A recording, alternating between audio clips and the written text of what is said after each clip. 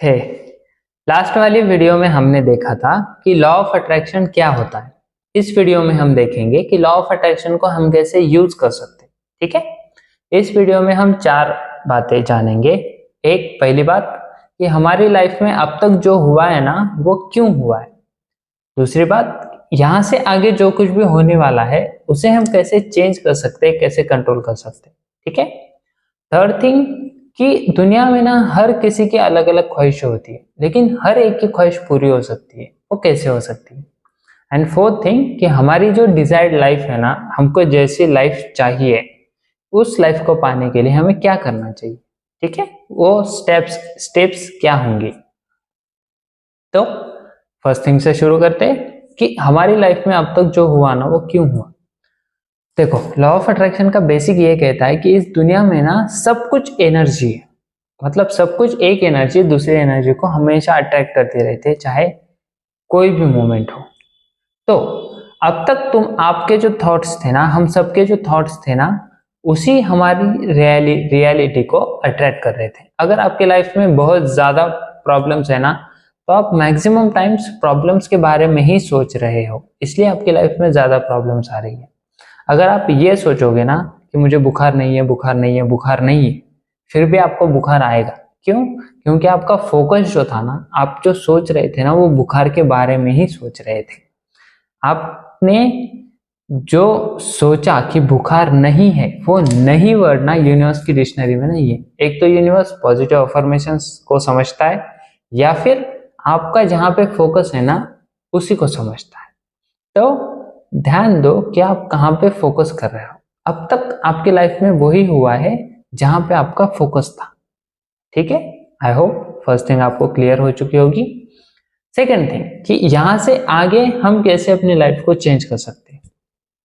वो ऐसे चेंज कर सकते हैं कि अब तक जो आपका फोकस प्रॉब्लम्स के ऊपर था ना, वो फोकस प्रॉब्लम से हटा के सॉल्यूशंस पे लाए।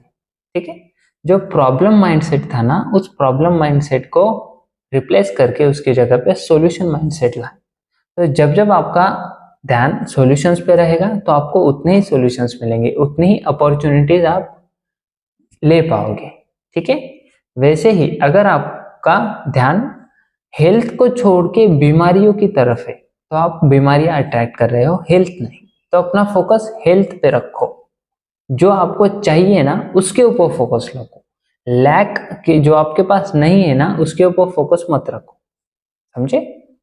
सेकेंड थिंग यही करनी है कि जो चाहिए, पैसा चाहिए तो पैसे कैसे आ सकते हैं उसके ऊपर फोकस करो। हेल्थ चाहिए तो हेल्थ कैसे आ सकती है उसके ऊपर फोकस करो। अगर कोई चीज चाहिए तो उस चीज के ऊपर फोकस करो। इसके ऊपर फोकस मत करो कि वो तुम्हारे पास नहीं है। इट डजेंट मैटर कि तो तुम्हारे पास है या नहीं है। जहां पे आपका फोकस होगा वो चीज आपकी लाइफ में 101% आएगी। ठीक है। अब थर्ड थिंग कि इस दुनिया में ना सबको सब कुछ कैसे मिल सकता है। या कहीं ना कहीं हर एक बात की कुछ लिमिट होती है, राइट? तो ऐसा क्यों है कि सबको सब कुछ मिलता है? ठीक है, तो इसका जवाब यही है कि इस दुनिया में ना लिमिट उतनी ही है जितनी एक ह्यूमन माइंड डिसाइड कर सकता है। बाकी पूरी दुनिया जो है ना, पूरी दुनिया सिर्फ और सिर्फ अबंडेंस के ऊपर चल रही है। इस दुनिया में किसी भी चीज की, किसी भी एनर्जी की, किसी भी, कोई भी हो, कुछ भी हो, सब कुछ अबंडेंस में अवेलेबल है। मतलब अनलिमिटेड अवेलेबल है। तो आप जो चाहो वो मांग सकते हो, आपको जो चाहिए वो मिल सकता है, सब कुछ हो सकता है। किसी को जीतने के लिए ना किसी और का हारना जरूरी नहीं है। इस दुनिया में, दुनिया की रियलिटी यही है कि हम दोनों भी साथ में जीत सकते हैं। हमेशा विन और लूज नहीं होता, विन और विन भी हो सकता है। ठीक है, तो अगर आपको कुछ चाहिए ना तो अपने माइंडसेट को चेंज करो। जब तक आप ये सोचोगे ना कि यार मैं तो सिर्फ 10,000 डिजर्व करता हूं इस काम के, तो आपको 10,000 मिलेंगे, क्योंकि आपकी लिमिट वहां तक है। अगर आपने ये सोचा कि हाँ, अगर मुझे यहाँ से 10,000 रुपये मिल रहे हैं ना, तो मैं इस 10 के 100 भी बना सकता हूँ सेम काम करके अलग अलग लोगों के लिए। ठीक है, मतलब आपका थॉट चेंज हुआ, आपके एक्शंस भी चेंज होंगे, वैसे आपकी रियलिटी चेंज होगी। ठीक है, तो आपने उन बातों को अट्रैक्ट किया, कैसे किया? अपने थॉट्स को चेंज करके, अपनी माइंडसेट को चेंज करके। ऐसे आप अपनी सेकंड और थर्ड थिंग जानी कि आप अपनी रियलिटी को चेंज कर सकते हो जब तक आप अपने थॉट्स को चेंज कर सकते हो। एंड थॉट्स चेंज करना हमारे ही हाथों में है। एंड सबको सब कुछ कैसे मिल सकता है? क्योंकि इस दुनिया में सब कुछ अबंडेंस में अवेलेबल है, अनलिमिटेड मात्रा में अवेलेबल है।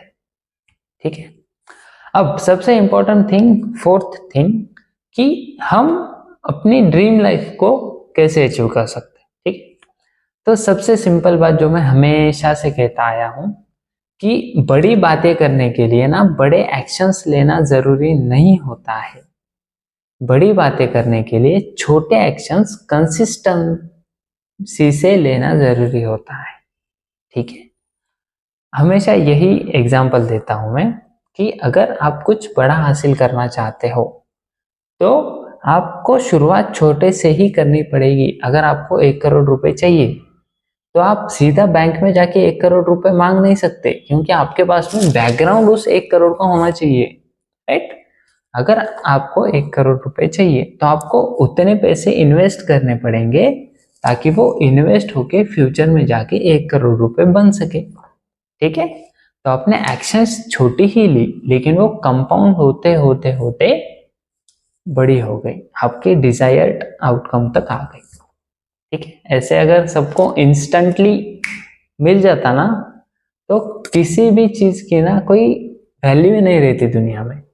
इसलिए टाइम पीरियड लगना जरूरी होता है। टाइम लगेगा लेकिन जरूर पा लो। अगर इस वीडियो को मुझे सम अप करना हो तो स्टेप्स एक्चुअली ये होगी कि सबसे पहले अपनी जो चाहिए ना उसको क्लियरली लिखो कि इस साल में आपका बिजनेस के इतने टर्नओवर होना चाहिए। ठीक है, डिजायर हो गया। अब थॉट्स के ऊपर काम करो। थॉट्स के ऊपर ये काम करो कि अपने माइंडसेट को बनाओ कि हाँ मैं इतना अचीव कर सकता हूं, तभी आपका माइंड एक्शंस लेने के लिए रेडी होगा। थर्ड थिंग, एक्शंस डिसाइड करो कि आप उस बड़े गोल का सबसे छोटा सा हिस्सा क्या कर सकते हो अभी इस मोमेंट में। फॉर एग्जाम्पल, मुझे एक पूरी पॉजिटिव कम्युनिटी बनानी है एक सोशल मीडिया के ऊपर, तो वो मेरा एंड गोल है। ठीक है, उसके लिए अब सबसे छोटी चीज मैं ये कर सकता हूँ कि वीडियोस बनाना शुरू करूँ एंड उनको शेयर करना शुरू करूँ। राइट, जैसे जैसे वीडियोस लोग देखेंगे, जैसे जैसे लोग मुझसे कनेक्ट होंगे, वैसे वैसे वो कम्युनिटी अपने आप बनती रहेगी। समझे? तो गोल बड़ा रखो एंड सबसे छोटा एक्शन आप कौन सा आज ले सकते हो ना, उस एक्शन के ऊपर काम करो। तो स्टेप फोर्थ, वो जो गोल है ना वहां तक आप धीरे धीरे पहुंच जाओगे। ठीक है, अब एक ना बोनस टाइप एक इंटरेस्टिंग चीज बताता हूँ, एक कंसेप्ट बताता हूँ आपको।